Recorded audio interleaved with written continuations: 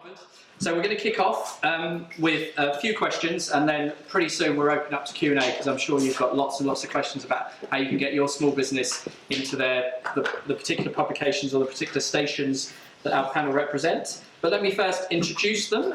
We have Chris Goodfellow, who is the editor of businesszone.co.uk, Katie Prescott from Radio 4's Today programme, Vicky Owen, who is enterprise editor of the Mail on Sunday, Kitty Corrigan, featured editor at Country Living, Anna Jury, deputy featured editor at Country Living, and Claudia Lisa Armar, who's a presenter on London Live. Now, because we've got such a big panel, we won't do any introductions, we'll go straight into questions because we've got a lot to cover today.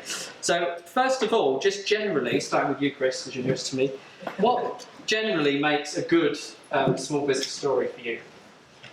Yeah, I mean, if I think about the kind of businesses that I'm interested in, I put a couple of points. I mean, I think an interesting entrepreneurial story, so perhaps something in the entrepreneur's background that kind of inspired them to start a business, so that kind of personal angle.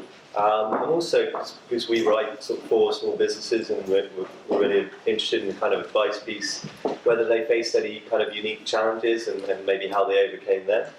And then finally, the kind of business itself, the product or service. So if they've got a really unique idea, something that it is really interesting immediately to us as a team. Katie, obviously the Today programme is news-led. So what for you is a small business story? For us, obviously, we're going to be covering the big news stories of the day, and unfortunately, as a small business, it's unlikely that you, in yourself, are going to really make that story. If a company like Tesco, for example, does something like they did last week, like start giving away their food, it's a story because it's relevant to everybody. Everyone has a Tesco near them, they know the name. But I think where small businesses come into it is that you might not be the story in yourself, but you will always be part of the story. And I think it's really useful for us to speak to small businesses who have frontline experience, can illustrate a broader point, whether that's something about the economy, for example, and the way it's going, or the way consumers are behaving. And it's what we refer to in the business often as a case study. And it sounds quite a naff term, but it's what I think listeners, in my case, or readers really are interested in. And you think, well, how do you do that if, for my job, when I'm editing the programme, it's on the day for the next morning, or indeed overnight for that morning. But a lot of business news is very predictable. We know when the budget's going to happen. We know when economic figures are going to happen. So if you can think ahead to that and think, okay, well, how do I fit into that news story? And what do I have to add? What's going to be really interesting for people about my company that can tell that story and can help the journalists tell that story? Then you contact the planning editors with your either opinion or a little bit about what your company does and what you've seen on the front line. I think that's, for us, certainly the most, a very interesting way that you can fit into that news narrative. And Kitty and Anna, we've got two for the price of one from Country Living. The reason for that is that both of us are fairly new in this particular role, because I'm covering maternity leave for the features editor, and Anna has been deputy features editor. She's a real person, a permanent person in the magazine, whereas I'm there for a year. But before I do, just to sort of make my position a bit more credible, I was deputy editor of Country Living for 16 years, so I sort of know the magazine really well, and I think the kind of businesses we're looking for, well, first of all, it has to be in the countryside, or certainly have a very country feel to it. We find that a lot of people haven't really studied the magazine, so we'll get lots of ideas. I can give you some examples later of things that are totally irrelevant. It's always good to have an interesting transition. Say if you were an accountant in the city and you've always wanted to be a shepherdess, that's a good start. Have we got any? Well, actually, we do.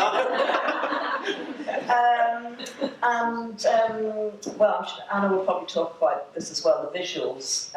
Perhaps I should hand over, because the visuals are as important as the idea and the words, so we've got to know that it's going to look beautiful, because the magazine, the photography is very high standard and very important. So photography and words are equally important. It's true, yeah, I'd agree with that, and I think that's a good way. We're going to come back to press releases later, but that's a good way to grab our attention, is to immediately show us some arresting images, because then you want to read the words that come with them. And it's interesting looking at what we're interested in compared to the guys at the other end of the panel, because obviously they're more news-led. And the area that we do cross over with is that we like stories that have a news spin on them. So as you can imagine, we get pitched lots of candle makers or sausage makers and that kind of thing. So it's someone who's doing something a bit innovative and different. For example, we've got a sausage maker coming up who posts out sausages in dog-proof containers so that they go through leftovers if your dog doesn't need them. That kind of different spin is always interesting for us and will get our attention. Essentially, I'd agree with what Kitty said. For us as well, it's things with an evocative and appealing feel, because that's the nature of the magazine, so it's an important element for us. Yes. Lovely. And Claudia Lies, you're our TV representative, and London Live's quite a new station. So It is. what sort of small business coverage do you do? No, indeed, it is a new station and works in a very similar way to other TV news output channels. I used to work at BBC, and again, I think people on the BBC News channel worked in the same way. For London Live, what would you say the main thing we focus on? London stories. Here we go. And I have to say that's very simple, but it's something all businesses should look at and focus on, making sure that your story is relevant to the publication or media outlet that you're catering for. Or even if it isn't, try, I mean, I have to stay cheeky, but do try and even find spurious ways of it actually linking. So if you can get a case study who's from London, or you can be based in London for a certain period of time, I don't know, but do find ways of making sure you actually relate to the publication. In this case, it would be London Live. I have to agree very much with what everyone's had to say here, particularly with TV. A case study is crucial. We get a lot of press releases from lots of organisations who've carried out, and very, very good businesses or carried out very good research. And when you say, look, do you have maybe, I don't know, a mother who's been struggling with childcare and childcare costs and fees, and they don't have anybody, they're just immediately, it's like pa-ching. You really want someone, a mother who can come on to tell their story. I mean, think about it from your point of view as well. What are the stories that capture you? What are the stories that grab you, get you talking in the car with your other half home, get you talking to your mates, so get you sharing stories online? And it's really stories that kind of capture your heart. So again, that case study does do very well. Can I just jump in there? But I think on the case study point, you can put yourselves forward as case studies, as small businesses, and I don't think we get that enough, actually. I mean, I don't know how you feel, but sometimes when an organisation calls you up, it feels a bit anonymous, and it's really cool to hear from someone say, oh, actually, I run a sausage company, and we've had this huge problem with dogs. It's so true. It's, very recently, actually, we had, and this is also a good way of how to get the heartstrings of people, and how to, they're talking about challenges and show you've overcome some kind of challenge, or David and Goliath. People love that. And recently, one of the case studies we had on London Live was a guy who did so bad on Dragon's Den, just absolutely awful. If you watch it, you cringe, you're like, please let it end. And now I think he's selling peanut butter, and now it's actually being sold in Harvey Nichols and Asda, weirdly enough. It's doing well. It's doing really well. And again, it's a case study. He came on the show himself. He talked about that cringe-worthy moment, and just immediately talking about it. You're like, oh my gosh, he did that well. I need to see that video as well of him not doing really well. But yes, definitely understand the publication you're aiming for. Try to find ways of it.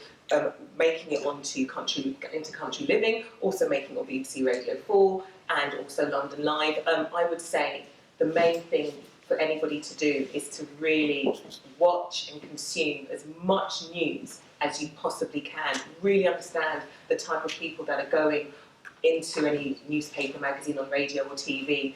And once you understand that, you'll get a lot closer to understanding what indeed producers, editors, planners are looking for. I think one of the coolest things about small businesses is you actually can express your opinion as well. I mean, I deal with a lot of huge companies who are completely restricted by their shareholders, by what their comms teams are telling them to say, and it's boring, frankly. And actually what the public want to hear from businesses saying, do you know what, this is what I think of this policy, and this is how this is affecting us. You know, and you're not going to get your Tesco's of this world coming out and speaking like that just because they're kind of bound where you're not. I mean, what you could do, sorry, for a TV point of view, you could get up super early in the morning, like 6 o'clock for BBC Breakfast or Sunrise, or just check the business pages on BBC Online on business. And if you see, so again, if it's a Tesco story and you see, they're pricing out the smaller business and your business that's actually been affected by Tesco, you can call up Sunrise, you can call up Radio 4, you can call up London Live, you can call anybody up and just literally, we can just speak to the planners, speak to the producers, and that's how your business can get on screen. Yeah, There's they'll also be good news as well. fishing around like crazy Oh my gosh, yeah. to fill a programme that's going on air now. Definitely. Yeah. And it's also good to actually get to know who people are within a news outlet as well, but I'm sure we'll talk about that later. Sorry, I talked. That's good. That's good. If I don't have to say anything, that's great. I'll just go on Twitter. I know I said I wasn't going to talk about us, but we do at Enterprise Nation. We do content as well, and we take that. What's the big news story? How are small businesses affected? You know, late payment, all of those issues. So you know, that's the way to.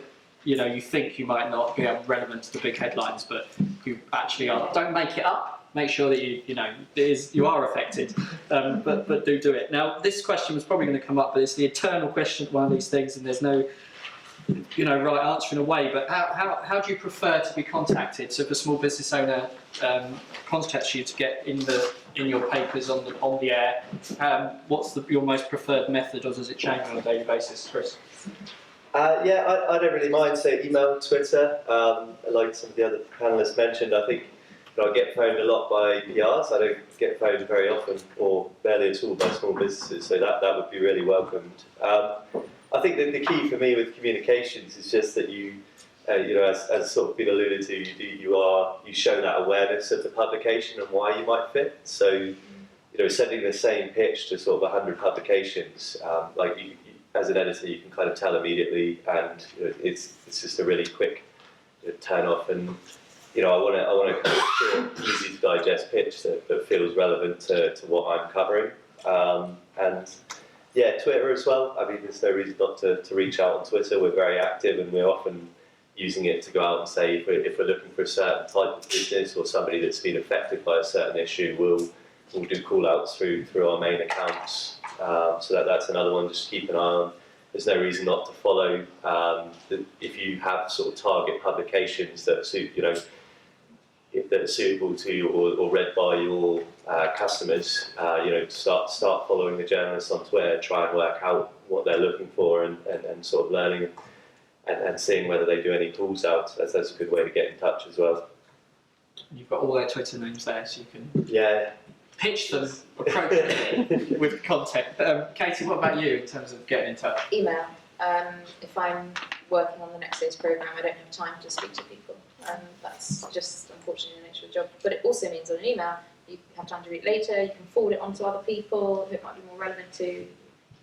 We get lots of people saying, oh, there's this fantastic fair going on, or, wassailing in Somerset or something, and it's happening next week. Well, that's only, we can't even use that for the following year, because we do plan a year ahead, so we would photograph a wassailing festival, but even a week before it happens doesn't give us enough time to choose a photographer, work out, if the location is suitable. So we work on copy for 4 months in advance, and we're working on 3 months at a time. And today, for example, we had our features meeting for summer of next year. Christmas is done because It's Christmas. Can you give us some advice?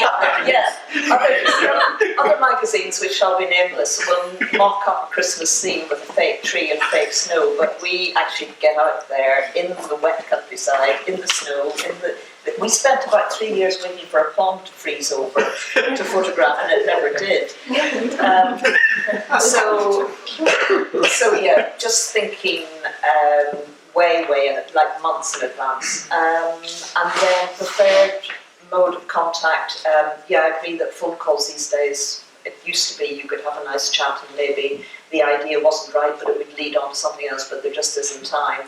There's very little time for emails, so if it isn't something arresting with a good line in the subject line to say, whatever the small business is, sausage maker, with dog friendly or whatever. Well, it's not dog friendly. We don't want sausages. Dog friendly sausages, right? Or something intriguing that will catch our attention. And then what I really hate is getting emails that say, "Hi, how are you? Did you have a good weekend? Wasn't it lovely?" And then eventually get into what they want to say. I hate those because I do night shifts and work weekends, and so. And the weather one is always risky because you don't know where that person is. So Yes, it might be yes. sunny in London and snowing in Bristol, Especially unlike since me. we cover the whole of the countryside. Yeah, so yeah, that's always. But I know it's tempting to. You don't want to be rude, but get to the point, basically. Yeah. Yeah, you're never going to offend us by getting to the point, I think. It's hard to offend a Yeah. journalist, to be honest. Anna, have you got anything you'd like to? Well, I'd agree with what Kitty said. My background is I was on the Sunday Mirror magazine for 6 years before I came to Country Living. So going from the weekly environment to the monthly environment, I found it quite mind-boggling that we were having features meetings about summer 2016, and we're currently writing copy for October and November at the moment. So it's never too early to approach us, basically. I think You do lose 3 months of your life on a magazine. We're doing, the phrase Christmas in July, so all the monthlies start planning their Christmas issue. Although we do it even further ahead, but we'll be doing Christmas 2017. Yeah. Or 16. And anyway, we're always. Oh no, we've done 16. We've done 16, 2017. We do that, yeah. So Wow. yeah, so plenty of notice. Quite a lot of notice. What about London Live? Is it daily? Like what I like talking to people, so I personally don't mind the telephone calls too much. However, if I am indeed preparing for a show, the emails work better. So if you catch me at the wrong time, I literally would just say, just email me. But yes, if you are going to email, make sure that title, the subject line is good, and please don't make it generic. Understand who you're sending the email to. Take your time to grab that, to spend time on that subject header, and make sure. It's very difficult when you think you've got a great story, and it's great to you've done a good job, but at the same time, it might not sound that great unless you do tweak it a little bit. So again, just go, what grabs you on the Mail Online? What is that story? If you go into This Is Money, and whatever that headline is that's grabbed you, try and tweak your headline to that. So I even remember my other half, he started this airline business, didn't do well, but anyway, he started an airline business, wanted to go to Ghana, and he would do it with a mate of his. He would put it all together with a mate of his who lived in a council estate in Hackney. And I was saying, when you're ready, I've got the best headline for you. And just little things like, council estate, guys from Hackney taking on BA or whatever. Do you know what I mean? I thought that would just be a great headline. And not because I was a journalist I came up with that, because I just love Mail Online, and it's always those kind of 14-year-old kids selling jam makes trillions that usually grabs me. So again, whatever it is you are going to send, however you want to email someone by Twitter, you've got to make sure it's something that will grab somebody, will click on it, and indeed, none of that, how you doing, how's the kids, blah, blah, forget it. Just straight away, this is who I am, this is who I've got for you. If you're looking for guests, we can get them. And yeah, make sure the first couple of paragraphs, it just really does sum up what you, not just what you think, what you think other people will feel they care about. And again, if you're tailoring it for BBC Radio 4, Today programme, or indeed London Live, make sure there's a London angle. If there's a UK angle, BBC Radio 4 will be far more interested in that UK angle. If anything, they get very angry if it's London-centric. Yeah. That was the thing I heard a lot of BBC, Yeah, too London-centric. Yes, yeah, gosh. But yes, so again, and this is where just knowing who you're dealing with, have conversations, listen to the output and content, and yeah, that would help out. But yes, email's good, I would say. And tweet me as well, I love Twitter. Kind of actually leads on from what this lady was saying. Now, she was saying, I'm this, I'm that, there are lots of angles. As a small business, I don't know what you guys might be working on at any one time. There are certain issues that have been going on for a long time, so whether you pick up on them today or in 6 months' time, I'm not a mind reader. So is it good for me to send you an email that says, look, this is what I do in a very short, succinct way. Here are some bullet points as to when you might be able to include me in your stories. Keep me on file. Yeah. Happy to chat in the future, because that's the only way I see it possibly working. Otherwise, I don't want to spend my whole day on Twitter looking for, stalking what every single journalist who might possibly be relevant to me is doing. Yeah. It just seems like a really poor use of time. It's a really, really good idea. So that's Yeah. occurred to me as a So- hi, but I'm not sure what the heading would be, because it would have to be quite all encapsulating. So that's probably something to work on. Like I've had examples like that with apprentices, which is quite a good one. So I've had companies be like, small business really excited to start an apprentice program, or this is the success we've had, and that's something I can't maybe cover immediately, but I know next time as like Cameron increased the number of apprentices, I know that I could get back to them. So that, I think it does help. Why did I respond? Because you were just another company that had been on Kickstarter. Now, maybe a year or two ago, when it was like, I didn't even know what Kickstarter was and crowdfunding. Maybe then when you were looking for businesses just to talk about it because it's this new thing.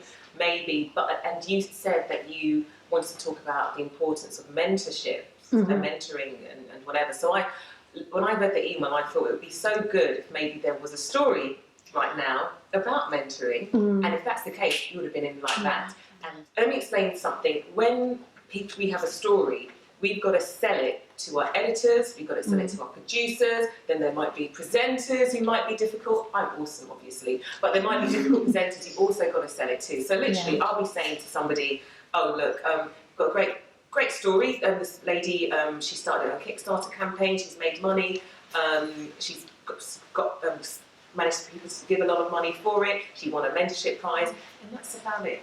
Yeah. And I could But this is the thing. When I was listening to you talking, it's like it's all well and good saying you've got to have this amazing story, but it's like, how do you create that when you're, I think what worried me about what you said, or one of your questions that you sent around was I'm looking to get press for, I'm looking for coverage. It's unfortunately not, particularly me at the BBC and your broadcast, it's not our job to give you coverage. No, I realise that, And but so it's how do you make a story? Like, how do you? also, I think it goes back to what you were saying earlier about being really across the news agenda and looking at the outlets. I'm you working a want to full-time target. job and running a business. I can't. It's hard to keep on top of It all is of have it on in that. the background, it's 24-hour news. You can have it in the background, like I said, quickly. The moment you can sign up to Sky News app, BBC app, you can find out what's going on. There's so much access to business, and literally, if you're up in the morning, and when I say even look on Sunrise, if they are talking about mentoring and how new figures reveal that the most successful businesses start up with a mentor. So you might be too late for Sunrise, but it's 24-hour news. So you can go on the 9 o'clock to 11 o'clock section. You can go on Kate Burley, if you're strong enough. You can go on to the evening news with Bolton, maybe. There are. It's not really represented on the panel, but there are specialist titles for just about every product you can imagine. And I know it's kind of sometimes seen as sort of those trade publications are seen as lower hanging fruit, and everybody wants to be in the Times, whatever like that. That is a good place to start. So the journalists that I design tableware. or tableware, sorry. So it's some kind of lifestyle magazine or something like that. Also for immediacy, I mean, if you approached any sort of lifestyle blogs or anything. Every blog I've approached has sent me a media pack wanting to be paid. Oh really? Every blog. That's, I've contacted so many. Right. Yeah. I think coming back to I didn't realise it got so cynical. Yeah. to do a retweet is £25. Really? There's a story there for somebody. Lady here, quickly, one Thing quick on how you question. like to receive images, just send them as an attachment, embed them in a press release, send you to a link. So lovely photography, I'm not sure what you're happy to click on. What's the best way quickly for you Low to res is see the fine for images? us. The Low res the separate worst thing attachments. to do is to risk crashing the email, which Oh yeah, no, happens to that's me fine well. to make them small. But I was wondering, do you like clicking on attachments, or do you want to embed I it don't in a mind press embedded release? or Doesn't attached matter. actually. Do you want to No. The important thing is that they're good quality, they do represent what you do. But they're only recce snaps as far as we're concerned. If we like the look of it, then we would discuss whether it might make a feature. then we talk to the deputy editor first, and she will say, oh, that idea is good, that one I'm not so sure. Then it goes to the editors, it did today, and that's when the art director and the picture editor will also sit in, and they'll all have their views, and they might say, well, actually, they're okay, but so many people are doing that, and then it wouldn't go any further, but you've spent probably a couple of weeks researching it. Is there some sort of forum, somewhere that we can sign up to be invited to comment on, so that we can be first in for some sort of understanding on something or some comment back? Because small business gets such a hit on issues such as IPO, before you've even started, never mind all your other overheads, and you think to yourself, well, is this not a logical forum for someone to be holding so that you can be discussing these sort of issues? It's a good idea, and we don't have one. It's a bit sensitive to efficient. What we do get are press releases from people like the FSB and the IOD, who often have comments embedded within them. Okay. But there's also a planning desk which looks through all of these comments on issues, you know, say coming around the budget or whatever. And the address is bizplan, BIZPLAN, Okay. at bbc.co.uk. And believe it or not, it's someone's job every day to read through all of the comments in there, and relevant ones get circulated to different outlets. It's really good because the business unit at the BBC straddles all different outlets. So the news channel Today, PM, online, World TV, etc., etc.